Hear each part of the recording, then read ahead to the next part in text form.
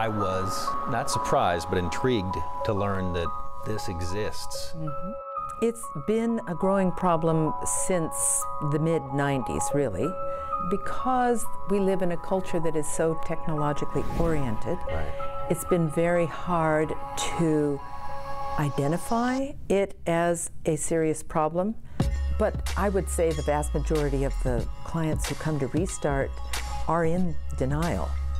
Of course, over time, that denial begins to evaporate, and they really can recognize what a serious problem it had become for them.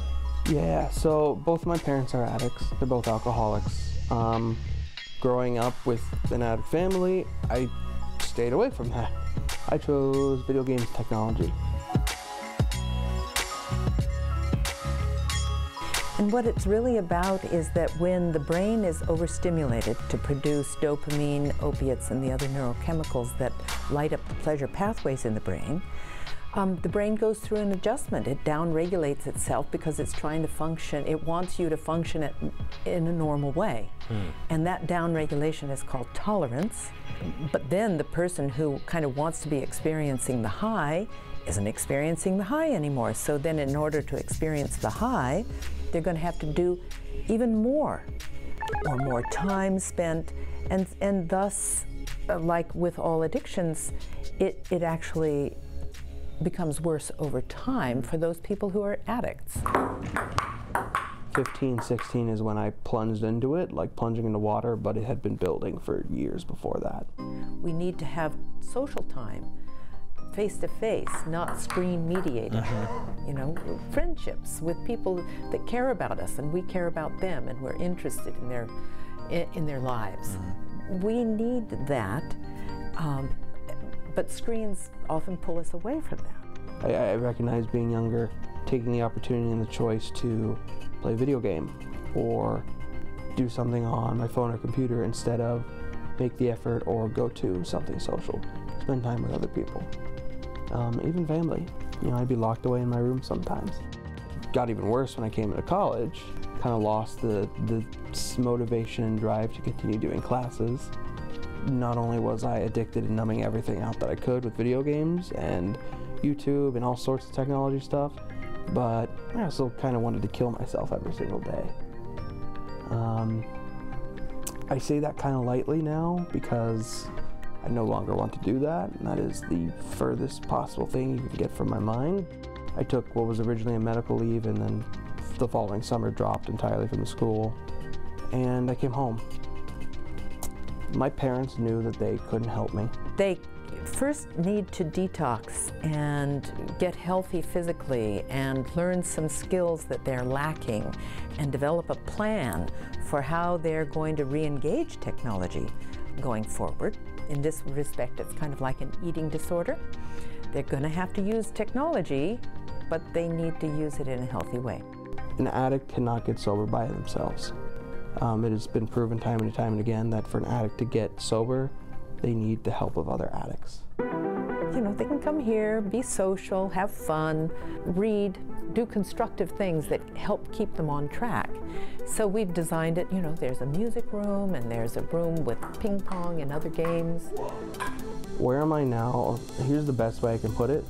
I'm back in college again. I have been for a year now. This is my 4th quarter. I have passed every single one of my classes. I got promoted to a supervisor at work in the past summer. I have time. I'm not spending 10+ hours in front of a screen every day. Right. Get a lot of your life back. So a huge thank you to Alex for being brave enough to share his story. When we went there, we were just going to feature Restart and not necessarily talk to anybody going through it, but he heard what we were doing and says, I'll talk to you about it. I'll tell you my journey. That's great. And it got very, very dark. He's on the other side. So the facility we're out there, Restart, ironically, in the tech center in Bellevue, they are literally surrounded by a lot of the companies that arguably are fueling this. So they're trying to work with some of those people. That one in particular is for adults. That's where the therapy place. It's like an outpatient. So a lot of these addicts, they live with in sober living conditions with other guys. They got to be held accountable, just like any other form of addiction. Right. Right. The good news is about 2/3 go into transition, and about over 70% fully graduate, and they're good. And because I know a lot of parents are saying, what about the kids? They do have a facility for that as well. It's a 32-acre campus over there in the young kids foothills of the Cascade Mountains. Yes, and basically from 13 to 18-year-olds. And this is a campus. They live there, they stay there. It's a 12 to 16-week program, and then it can continue depending on how they do with that. And then the other elephant in the room, which I did ask her, was, I've only run into men here in the hallways. Is this a man problem? And she says, well, that time will tell with that, but she will say that in over 10 years, they have treated 7 women and over 300 men. Whoa. Whoa, why is that? At face value, it does appear to be a male-dominated addiction. There's a lot to consider here. Some of you parents, maybe you're wondering about your kiddos, maybe they're gamers, maybe we know there's a lot to take in here. You can text the keyword TECH to 206-448-4545. We'll take you back a link with more info on what they do, and there is a little survey that you can take, or you can have maybe the tech-obsessed person in your life take, and it's one of those where if you answer, yes 5 or more times, you might want to consider. But you heard what she said. Most of the people who show up there think, this isn't for me. I don't have a problem. Right. Until you're Alex 2 years later, and you say, I didn't know until I was here what a problem it was.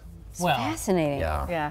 Oh, go ahead. no, I'm just thinking. Go. Yeah, I was just going to say, so when you look at all that information and being able to get so close to those who have experienced tech addiction, as a parent, what's your takeaway about the way we should be approaching technology? Well, that's we have the tricky kids about part, the same right? age. Yeah, and I know you and I talk about this all the time. In fact, we're going to do that. We're going to continue this conversation because that was a conversation we were going to have before we talked about this.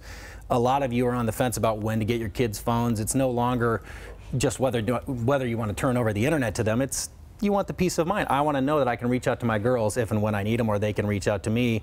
But when they're of a certain age, certainly under 13, you don't know what to do. But there are a lot of controls here on your phones, a lot of things that you probably have access to limit what they do, to see the data on exactly where they've been that you probably don't know about. So we're going to share that with you coming up as well. So. Oh, good. Good. But bottom line is less screen time, put down the devices. I mean, they talked about, Alex said, yeah, we're kind of the black sheep of addiction because people think it's not real. And they go, oh, brother, it's video games. Put down the controller. These behavioral addictions, they're treating every bit as serious as chemical. So we all have 6, 7 devices on us. Some of you have to use them for work. So it's not going anywhere. It's just learning how to manage it. Absolutely. All right. Yeah. Get outside.